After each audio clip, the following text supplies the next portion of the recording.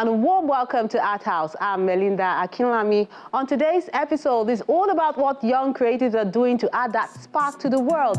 From this exhibition by a multi-talented artist who is talking about what the world needs now with amazing works of art and a performance. The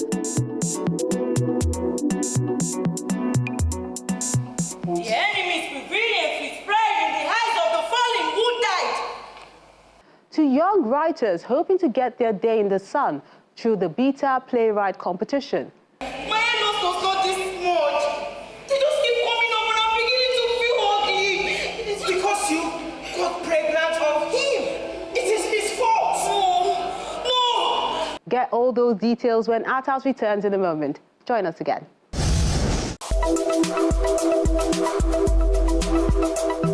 Art is solace.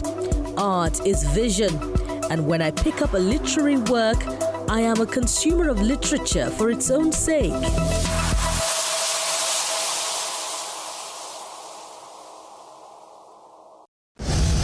What does the world need? That's the title of multidisciplinary artist Sadiq Williams' solo exhibition at this gallery in Lagos.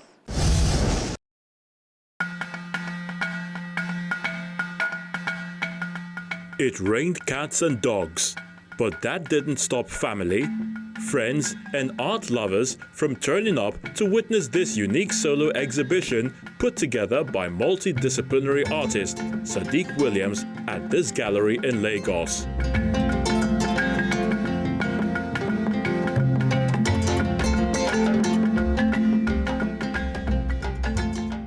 Where the world is at now, I think it's a pivotal question we should be asking ourselves. And I think asking our neighbors, asking our family, asking our friends, and I think I'm of the strong opinion that the world actually needs maybe to step back a bit. I'm of the strong opinion that the world needs a lot more art, a lot more creative thinking.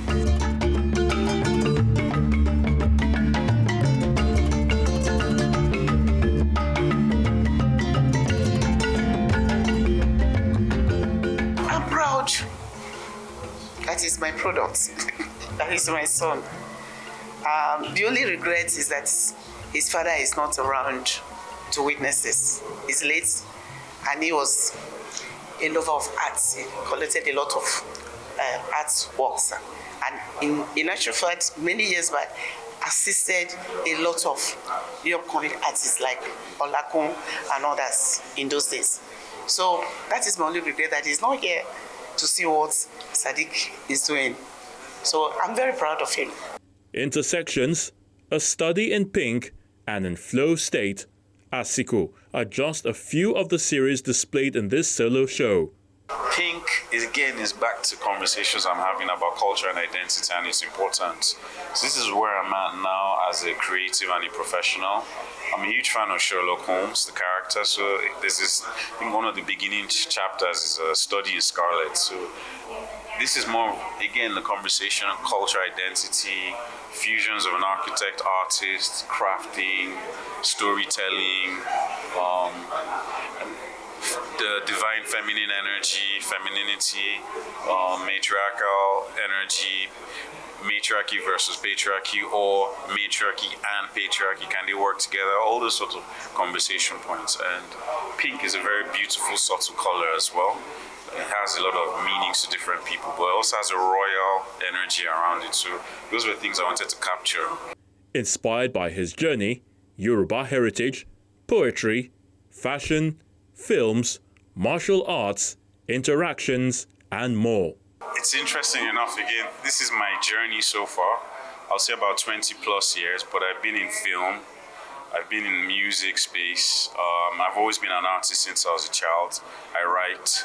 So this is a layer, I've got a background in architecture and design. So this is all coming to bear. I've taken time. When I use the phrase intersections, that's when I take the art into another creative space. Maybe I work with a fashion designer, or I work with an event planner, or I work with another architect or a brand to come up with something. I work with people in the performance space or peers. I work with film, the same approach. So it's a sort of philosophy, mindset, but also showing the importance of each creative sector and how they are to each other. I'm very big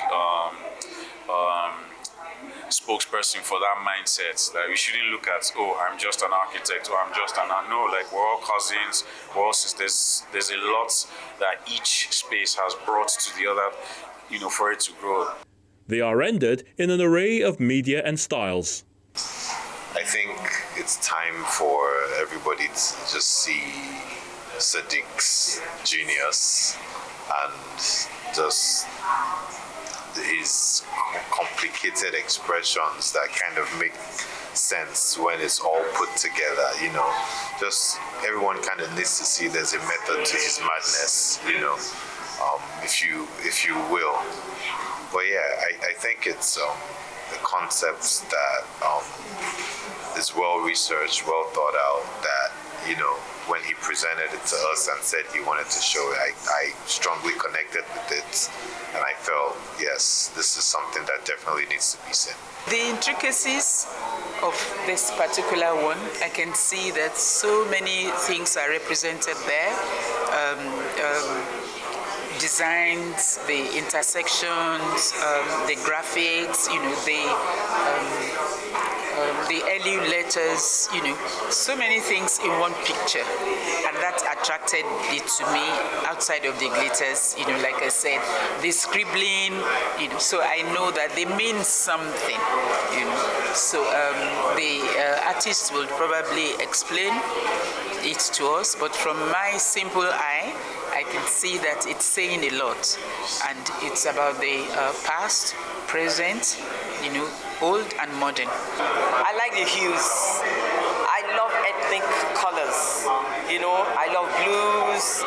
I love calm colors. And like I said, I do really connect with that picture right back there. There's so much chaos in the world. And that woman sitting quietly, meditating and reading her book, in a very peaceful environment. I think that's what the world needs, that serenity, calmness, and be able to connect with other people and show love and empathy. I'm struck by the diversity of the pieces. It looks like at least maybe 2 or 3 different artists. I don't see a definite style. A lot of artists, there's a style, there's a kind of signature to their work. So what I see here is an artist that has a lot of different ways of expressing himself, has a lot of thoughts on the world, and it's a little bit strange to see influences coming from Yoruba culture as well as Japanese culture and converging. So it's a little bit mysterious, and so I've spent a lot of time just looking at the work and wondering what on earth is going through his mind.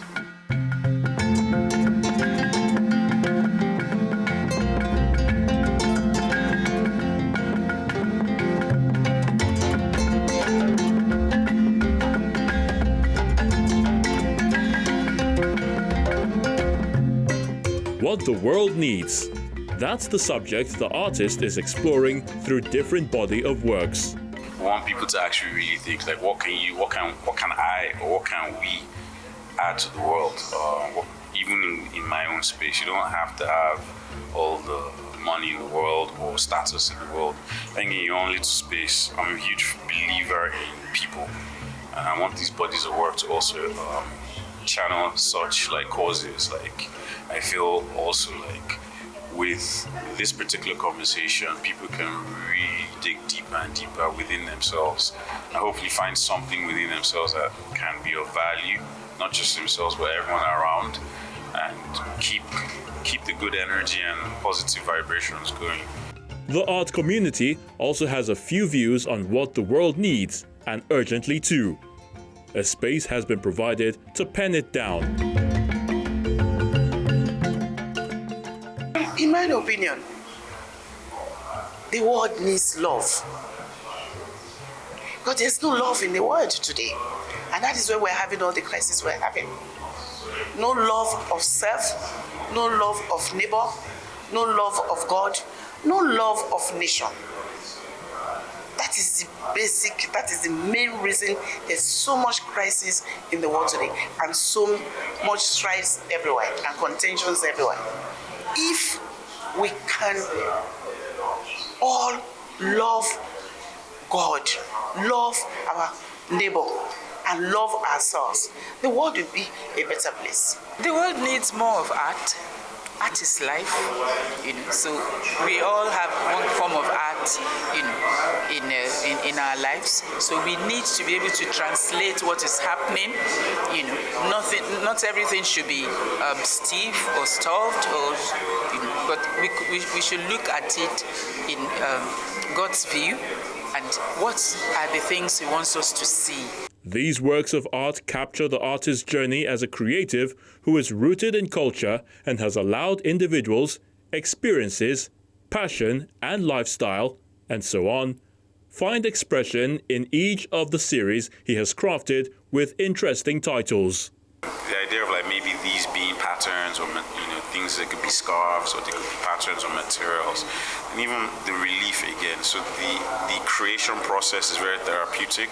I hope to maybe teach it, but you'd have to potentially be a student of architecture or some form of crafting or martial arts before I can take you into certain areas of the potential training. But it's about that process and being able to step back. So they're also like a form of meditation plate. So the owner or whoever collects these pieces can sit down with them and meditate and achieve, I would hope, a form of Zen, or as we say in Yoruba, Alafia. I don't know what the other correlations would be, but again, the idea of bringing everything back home, anything you find in the West or in Asia, we have a frame of reference in Africa. There's a word for it or a term for it. You don't need to look too far.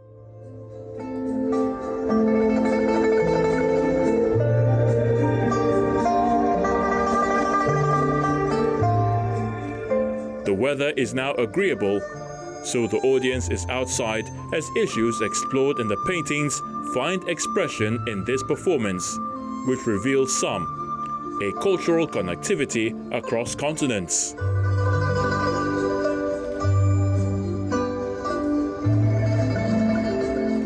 I'm a practicing martial artist and I work with various martial artists in their various specializations. Well, I'm a generalist, as some would say. So these are conversations around a sort of meditative practice, and I'm big on how art can be used as a force for healing and allowing people to achieve a sense of calmness, centeredness. If you live in a city like Lagos, it's just hectic all the time.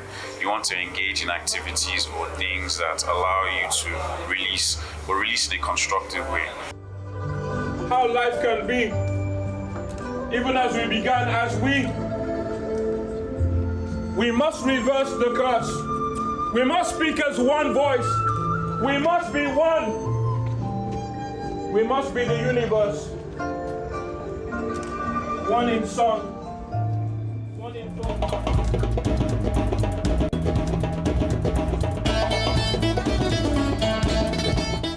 Really engaging and interactive. I love the way it climaxes with that performance. Well done, Sadiq. And let's take a moment now. Art House returns with more. Join us again.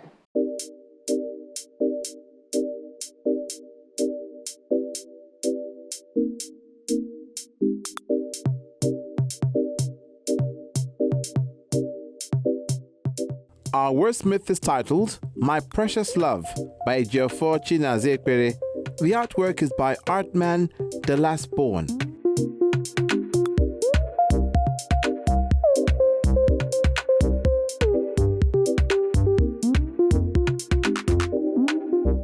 What other way should I profess my love?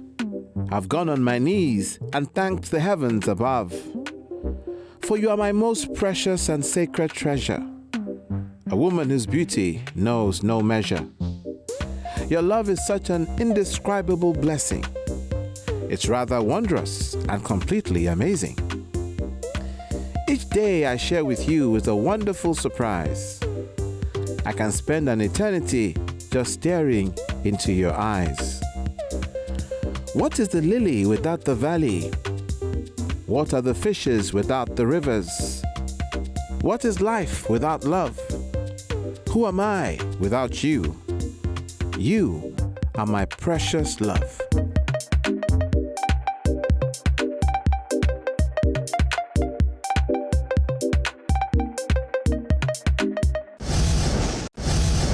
And these are the works of art you sent in recently.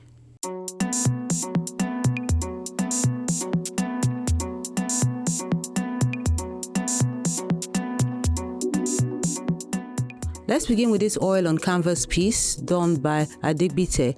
It's titled Never Alone.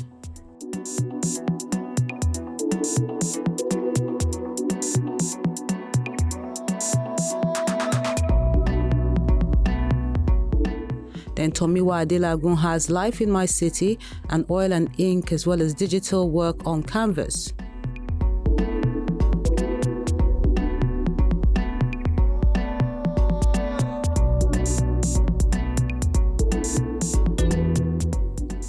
Then Unknown Destination is Onyebuchi's oil on canvas piece.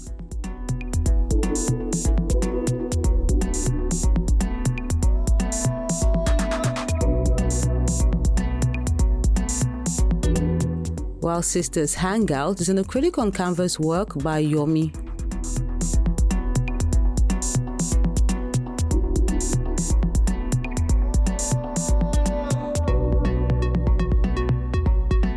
Far From Home, the second in the series, is a mixed media on canvas piece by Michael Adetula.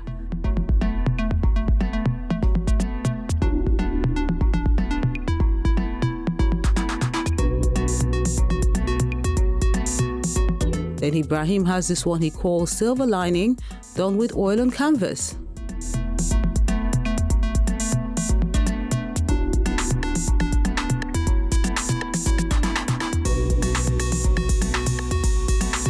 Nature painting, that's how Moses describes this is oil on canvas piece.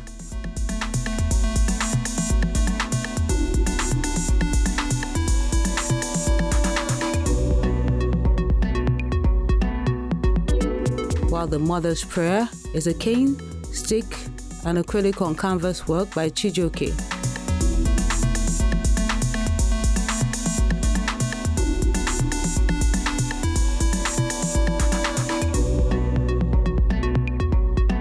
We wrap things up with this one done by Hastings. It's called Love, an acrylic ink and pen on paper work.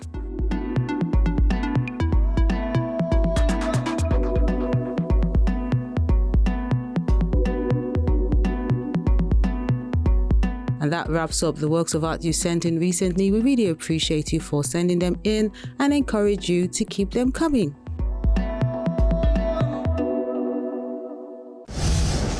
Every young playwright hopes that one day they'll get an opportunity to put their works on a big stage and perhaps step into the shoes of the greats like Hubert Ogunde, Duro Ladipo, Olarotimi, and even Professor Wole Soyinka. That's what the 6th Beta Playwright Show has been striving to achieve over the years. Wait for explanation. The thing is, these people have been journey for the road. Some people will drop for road and space for them. For 6 years and counting, budding playwrights have been penning their hearts out, hoping to be selected as finalists in the grand finale of this competition. The Beta Playwright Competition is an initiative that we came up with years ago to find new voices in the literary genre of drama in Nigerian literature.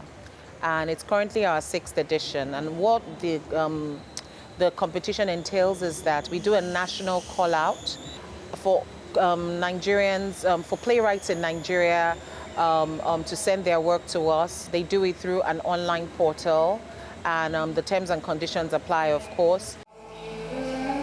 But when a loved one takes your life, it's a ticking reminder that you are next. It's not easy, it's challenging, and one of the major places that we still struggle is funding, because it's quite a robust competition. It's not one of those competitions where you just give the money and that's it. There's a mentorship part to it, and these people become a member of the Beta family where we support them, where we're always there in the corner, offering them advice, helping them to enhance their careers. And we offer training, as I said, and after that training, we publish their work. The enemy's prevalence is spread in the eyes of the fallen who died. Over the years, writers have worked on exciting themes, but the focus for this year is No Limits. For every year, we've had a theme, and No Limits. Why we chose No Limits was because in the past, we've seen where writers will say to you, oh, I don't really have a hopeful story, or I think I think there was one we talked about resilience. They're like, oh, I don't have a story about that. So we just wanted this year to be different. We want them to feel free to express themselves in any way that they can. And that's why the theme this year is No Limits. So write about anything and everything that comes to your mind about Nigeria. The only thing is that it has to be a Nigerian story. Mommy, please stop this now. It's no longer funny. Carol is here. Carol sound. Yeah. Carol who? Carol what? And you? What? If it is because I was laughing that you thought I was talking with you, won't you, Mirada?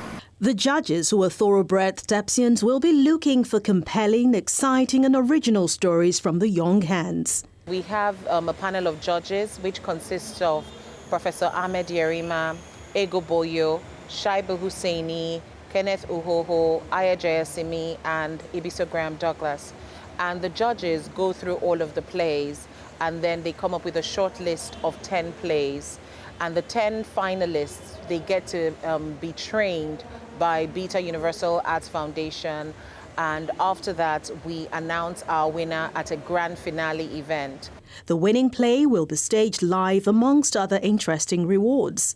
Over the years, we have gifted the winner with ₦1 million, and last year we opted to 1.5 million naira. But this year, we're going to be offering $3,000 in prizes to the winner of the Beta Playwright competition. We also have the Utopia Theatre in Sheffield, and they're going to be offering an all-expense-paid residency where the winner of the competition gets to go to the United Kingdom for 3 months to further their craft. Whether they get picked or not, the message for young writers is also crucial.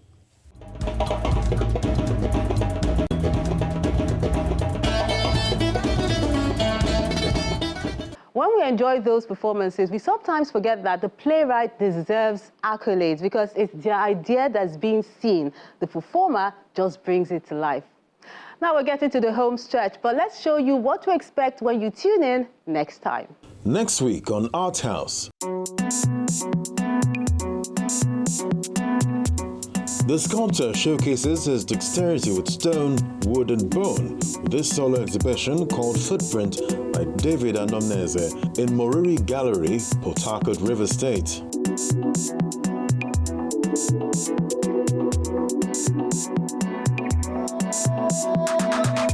Fobili Art World Competition and Exhibition for undergraduate art students in Lagos.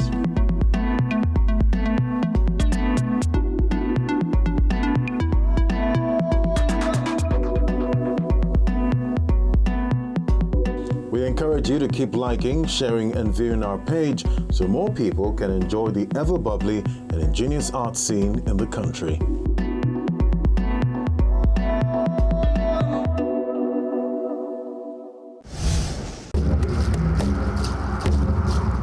Your Art House experience doesn't have to end when the show is not on television. Interact with us on our various social media platforms.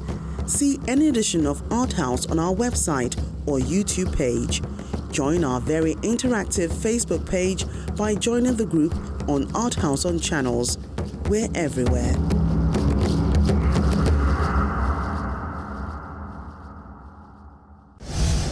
That's the program this week. Thank you so much for being great company, and I look forward to interacting with you on our various social media platforms. I'm Melinda Akinlami. Do remember to keep adding color to your world.